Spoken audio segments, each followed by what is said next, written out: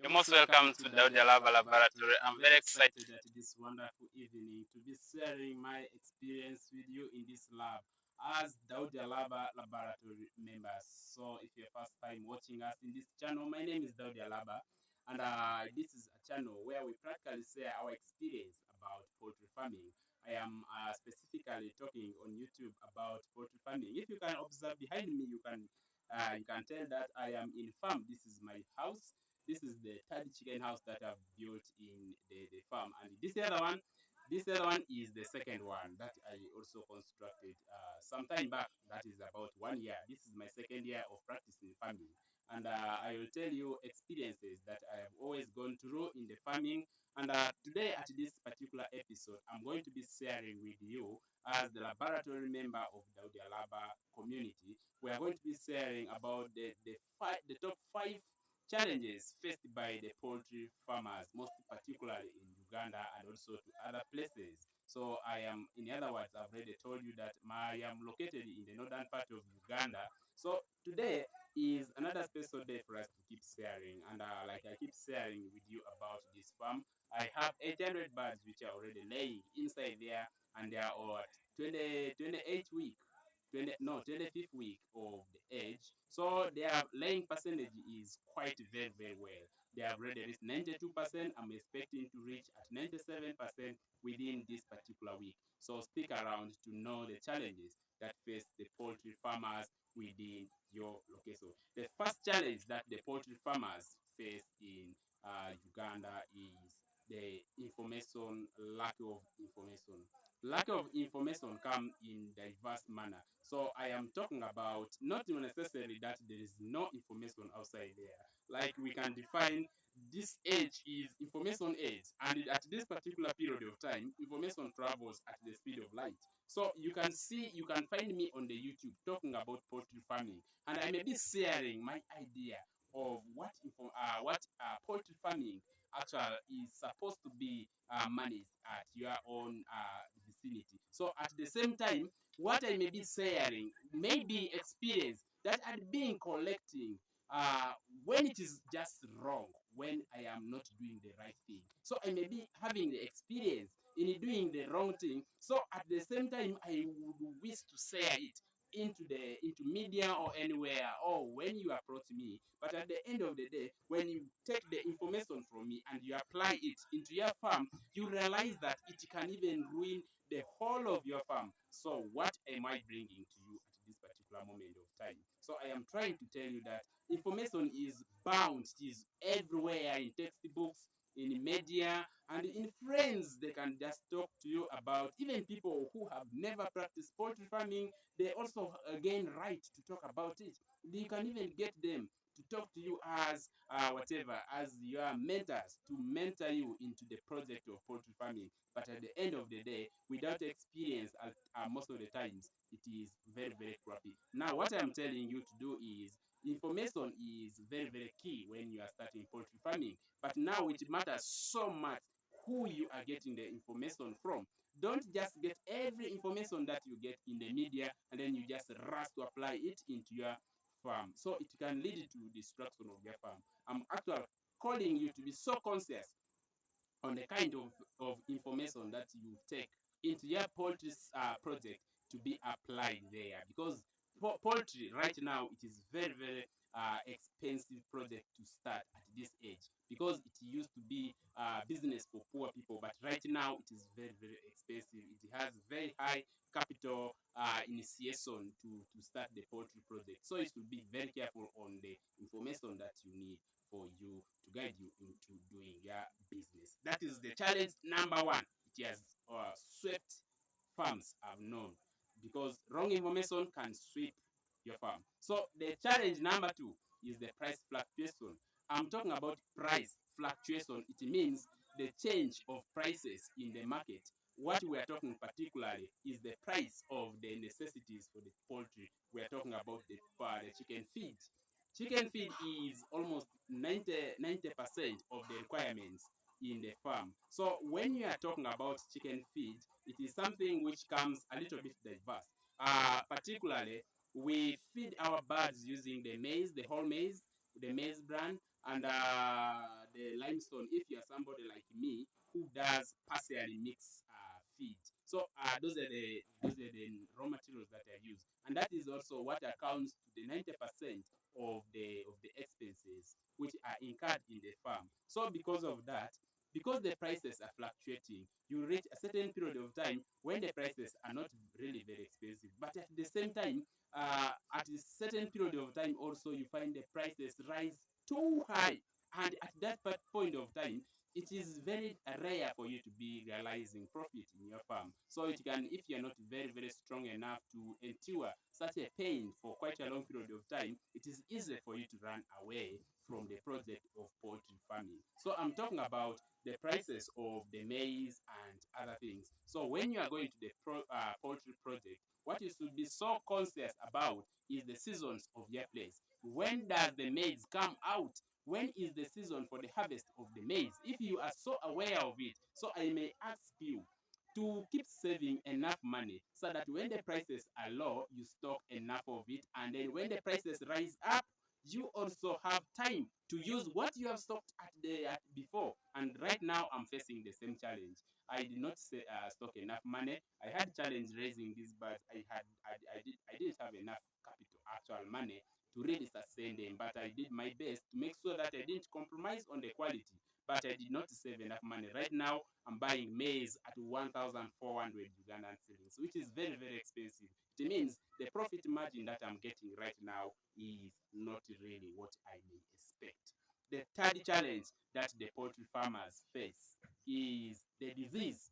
Disease is the biggest challenge that people who do poultry farming they go through. And I normally tell people who want to start poultry project, I tell them, if you want to know how to fail in business, go and try poultry farming, because the risks are really very high. Does not mean that you should not be doing poultry farming. So what you need to do is to learn as much as possible so that you don't really go through the stress of those risks that may come when you are practicing the farming. Because now when it comes to the aspect of a disease, it is not like HIV where you can get infected and then you can still stay some time. For the poultry, they can get infected today, and just within that day you'll keep registering the mortalities, the death rates. So the first day it may keep increasing every single day, and if you are not very careful with whatever happened to your farm, it may even cost you 90% of your flock in the farm. So this is something that you shouldn't incur in your farm. Now there are things that you should do to avert those things. I heard people talking about organic poultry farming. So for us, when you can talk about organic poultry farming, so let me bring your attention into yourself. Have you not been immunized? You had been given immunizations for the polio, for the measles, and for other immunizable diseases. So if you had been given vaccines, those we call them immunization for those immunizable diseases. So why not do it for your body too? Because when you talk about organic farming, it means something that does not include antibiotics. So when you are trying to do something like that, when you yourself you already contain antibiotics in your body, so it makes sense to really concentrate on eating the clean food. But when it comes to the poultry farming, vaccinations are as equal as the immunization that you undergo when you are still very young. So you should consider this one very carefully to avert the challenges of diseases in your farm. The first thing that you should be focusing on is never to miss the vaccines that you are already scheduled for you to carry out in your farm. So it means particularly there are at least 18, 11 vaccines that you should admit into your farm so that they reach to the laying period when they are very safe. At this particular point, for me, I keep layers. We are talking about layers. So that is very important for you to really consider. So issues concerning disease, after doing all the vaccinations, actually before even you do it, what you should focus so much is the biosecurity. Biosecurities are the measures that you take in your farm to limit the spread of disease in your farm, the first thing that you should do is avoiding people visiting your farm. You may have a farm and it is very important to do fencing. I have a small fence which is incomplete, and this one serves the purpose for the biosecurity. It means people, this fence is not particularly for the thieves, to protect my farm from the thieves, but it is to protect the farm from the neighbors or the people who may need to come and see my chicken directly. So if I put fence, it may mean that there is no direct entry or the whatever entry to the house. So they normally we lock the fence. After locking it, so people cannot really access it. But otherwise, it is not really for the thieves. If it was for thieves, it is just weak enough for them to break it anyway. But we have also measures to take against the thieves, not really the fence. But the basic thing for the fence is to provide biosecurity for the birds from other people who may visit it. And the second measure that you take or when you are maintaining your biosecurity is bathing before entering the chicken house. And this is particularly for people who can be meeting with the other people or meeting other livestock. When you have contact with the other livestock, what you do is you first need to bathe before you enter the chicken house. And after bathing, you change the clothes. Like me, at this time, I cannot enter into my chicken house. And my distance with the chicken house is a little bit far, but I'm not so worried about the spread of disease because I just bathed, and these are the clothes that are not being moving with. So that is what is concerning with the biosecurity, the disinfectants, and you can mention the list. So that one is very, very, very key when it comes to the poultry farming. And the fourth point where the challenge that face the poultry farmers is the market. What am I meaning by the aspect of market? So when it comes to the aspect of market, it is exactly where you are going to sell your product. What kind of poultry product are you producing? Are you producing eggs? Are you producing meat, the chicken meat, or what you are producing? So if you are doing such, what you should be aware is there must be market for your products. You shouldn't be doing a poultry farming at the commercial base, and at the end of the day you don't have market where you can sell your product. And at the end of the day you can even become so frustrated. And when you are not getting money because you are not selling the products, it means you cannot be able to buy feed for the poultry. So when it comes to that aspect, that is very, very big challenge. Now this comes to your notice. This one must come to your notice that when it comes to the aspect of market, it is always available, especially when you are dealing in a business that involves food. People eat food every day. There is nobody who would allow to go without food. But for other things, it can be. But for the food, the market is always there. But now the challenge is people are always too lazy to go and look for the market for the product that they have. So if you are dealing in the food business, it doesn't matter how available the market may be. What you need to do is to go and get the customers. Go out there. Go use any means. Go and talk to your customers. Let them come and buy from you. So it is very important for you to really go in person. I know it is very stressful. Very many people, they don't like issues of marketing. But for the sake of your business, do it. Do it in the beginning, and you're not going to do this thing forever. And this is exactly what happened to me. When I started, I was a little bit shy when it comes to the aspect of looking for the market or the customers. And then I just did it anyway. I went outside there. I did it for 1 week. I was moving around telling everybody that I have the poultry product, which is eggs. So they still come and buy from me.